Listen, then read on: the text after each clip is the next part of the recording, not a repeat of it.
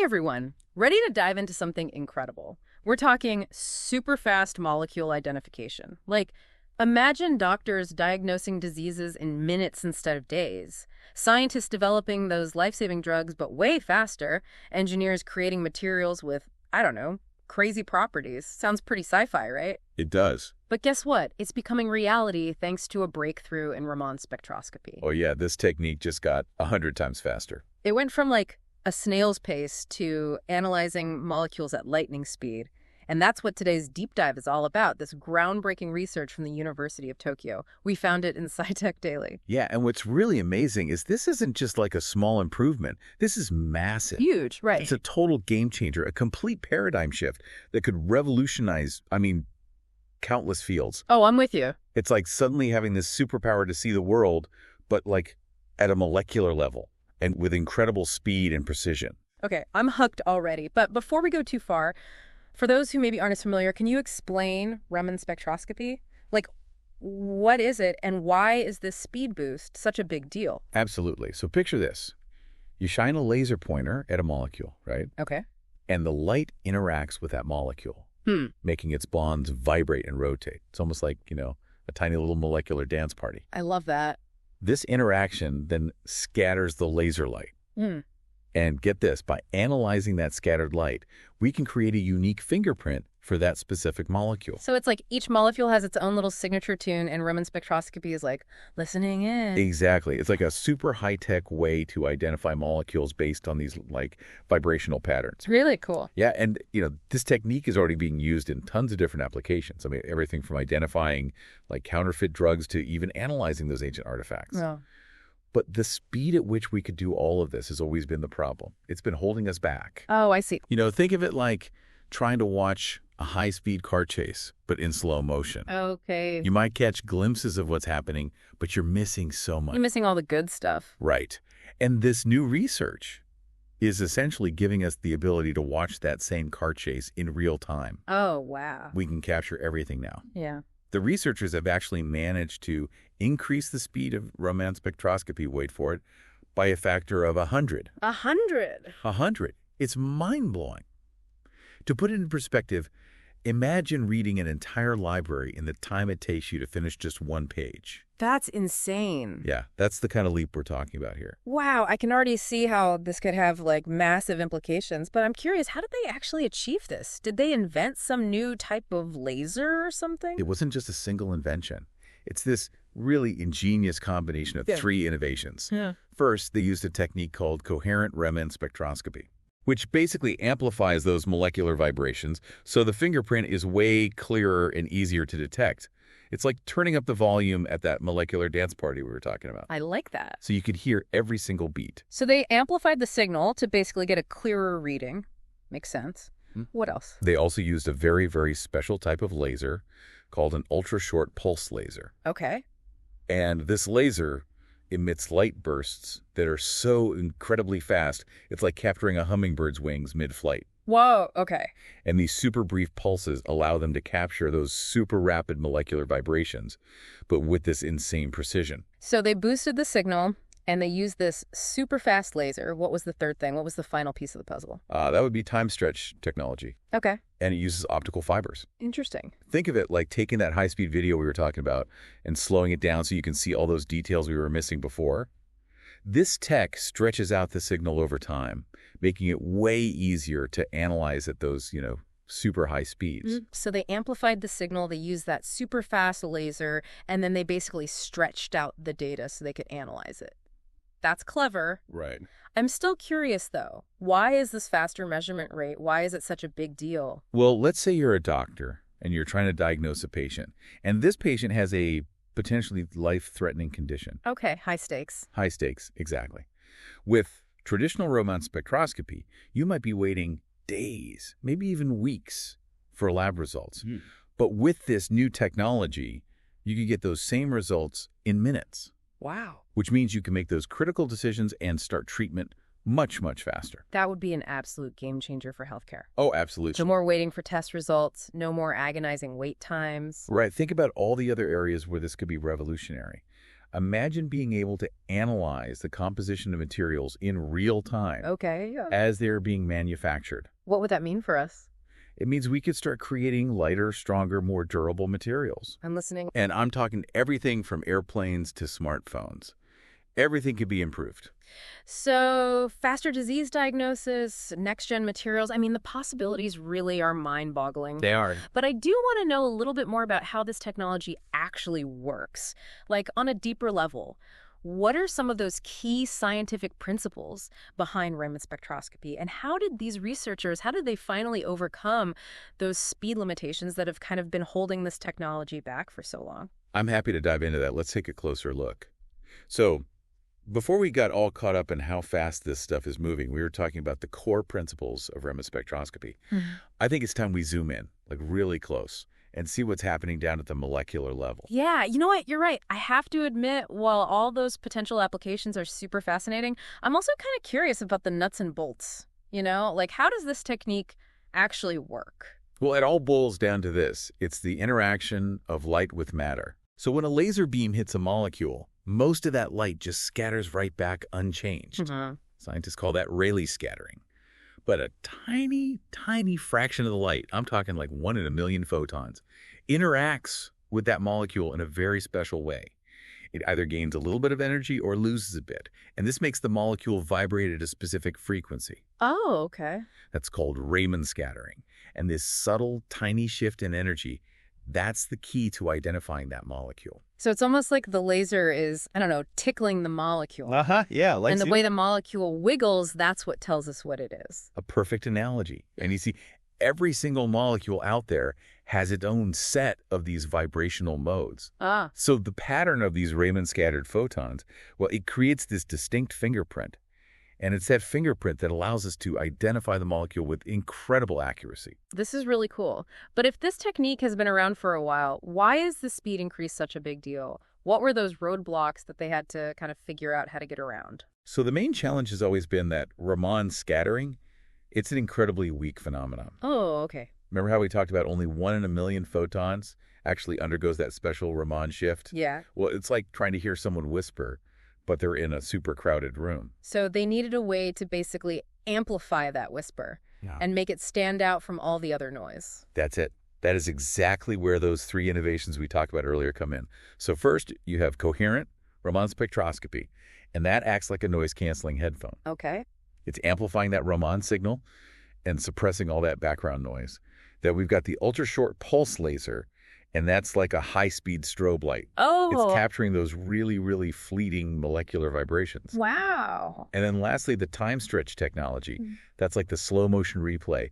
It allows us to analyze those vibrations in detail. It's amazing how these, I don't know, seemingly totally unrelated technologies can come together to make such a powerful tool. Isn't it? That's what I love about scientific innovation. Yeah. It's all about being creative and combining those existing technologies, pushing their limits, to achieve something truly groundbreaking. I think I'm getting a clearer picture of how this all works now, but now I really want to hear about the applications. We touched on medical diagnostics earlier. Can you, paint a picture of what that might actually look like in practice? Okay, so imagine a world where we can do a simple, painless skin scan, and it instantly detects skin cancer cells. Right. Or a quick blood test reveals an infection, or even maybe a genetic predisposition to certain diseases. It'd be like having a superpower to see diseases before they even show up, Right. That's got to be revolutionary for preventative medicine. Oh, absolutely. Early detection. That's the key to successfully treating so many diseases. Yeah. And with this new tech, well, we could potentially identify diseases at the molecular level. I'm talking way before any symptoms even appear. Incredible. What about drug development? How could this speed boost, accelerate the process of making those new life-saving medications? The traditional way of discovering new drugs is slow, really laborious. Yeah, it takes forever. Right. Forever. Often taking years and billions of dollars to get one new drug to market. It's a long process. It is. Yeah.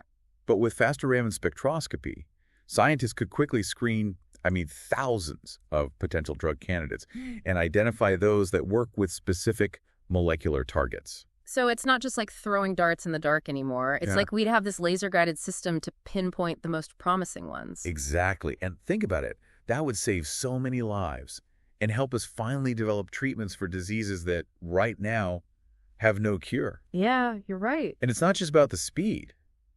This technology can help us understand how drugs interact with our bodies at the molecular level, Right. which means more targeted and effective treatments and with fewer side effects. So it's almost like we're on the verge of, I don't know, this new era of personalized medicine, Yeah. where treatments are tailored to each person's unique, molecular profile. That's exactly it. That's where this technology is heading. But it goes beyond just healthcare. Let's switch gears for a second and talk about material science. Okay, yeah, let's do it. Imagine being able to create materials that have properties we can only dream of right now. Okay, like what? Give me an example. You know my inner science fiction nerd is like super excited right now. Okay, so how about self-healing materials Whoa. that can repair themselves, just like living tissue? Or what about super strong composites that are lighter than a feather but are tougher than steel? Or maybe even materials that can change their properties whenever we need them to, adapting to different environments and different applications. That sounds like something straight out of a superhero movie. How could this technology help us actually create something like that? So by analyzing the molecular structure of materials, but in real time, while they're being made, we can be sure every atom is exactly where it needs to be. Okay. It's like having a molecular architect, designing and building materials from the ground up, but with atomic precision. So this isn't just like little improvements here and there. We're talking about completely changing what's possible with the materials we use every day. Yes. And think about it. The possibilities are endless. We could be building way more efficient solar panels, developing next-generation batteries for those electric vehicles everyone's talking about. I mean, this tech could revolutionize every industry. Okay, my mind is officially blown. But before we get, too carried away with all these crazy possibilities, I do want to hear about the challenges, the limitations of this technology. Is this the answer to everything, or are there still things we need to figure out? It's important to remember, while the potential is huge, this technology is still pretty new. Yeah. It's in those early stages of development. So yeah, there are definitely challenges ahead. Okay, like what? Be honest, what are the roadblocks that researchers are still working on? Well, one big one is cost. While the researchers have shown that this tech can work in a lab, to make it something everyone can use, something commercially viable, well, that's going to take some more innovation and some cost reduction. That makes sense. The newest tech always seems to come with a big price tag at first. Anything else? Another challenge is data analysis. Okay. This technology generates a crazy amount of data, and we need to be able to analyze it. Right. So we need to develop better algorithms and software to interpret it all. So it's not just about building faster instruments, it's about making sense of all the data they produce. That's it. You got it. And of course, there are always ethical considerations. Just like with any powerful tech, we have to use it responsibly. We have to make sure it benefits all of humanity. But those are conversations for another time. I agree. We need to be cautious and ethical with this kind of power. But right now, I'm still kind of buzzing about all the possibilities. What other applications are researchers working on with this technology? Welcome back. It feels like we've just started exploring. There's so much to talk about with this supercharged Raman spectroscopy. I know, right? I definitely want to hear more about those other applications you mentioned. Okay, well, one that I think is really cool is using this technology to, unlock the secrets of really old artifacts and artworks. Ooh, that sounds interesting. Tell me more. So imagine being able to analyze, the pigments in a painting that's hundreds of years old, but without even having to touch the canvas. Okay. Yeah. Or what if we could figure out what those ancient pieces of pottery are made of, Yeah. To learn about what people ate back then, what kind of technology they had. Right. This technology would give us a way to see into the past, without having to actually disturb anything. It's like a time machine, but for art and archaeology. I know. And, speaking of seeing things in a new light, this technology is also amazing for environmental monitoring. Really? Yeah, imagine sensors that can tell us what pollutants are in the air or in the water, and they give us that information instantly. Oh, wow. So we get early warnings about environmental hazards. That's incredible. We could actually stop pollution before it becomes a huge problem. Exactly. And then there's food safety. Think about it. This technology could help us find those harmful bacteria or toxins in our food quickly. So we could prevent outbreaks and make sure everyone's food is safe to eat. It's amazing. So from ancient art to the food we eat every day, this technology can really touch so many parts of our lives. And that's really just the beginning.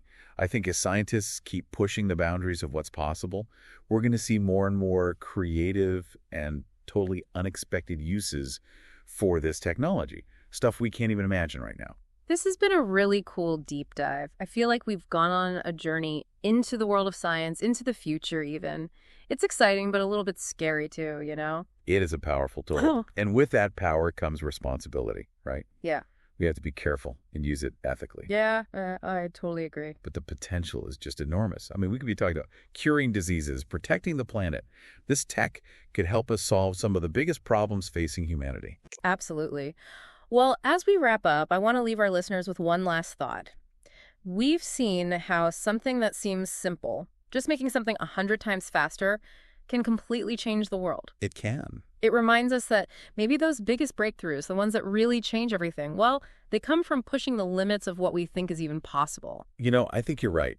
The future is full of surprises. It is. And I'm definitely excited to see what other discoveries are waiting for us. Well, thanks for joining us for this deep dive into the world of, well, super fast molecule identification. And to all of our listeners, keep those minds curious and keep those imaginations going, because the future is wide open.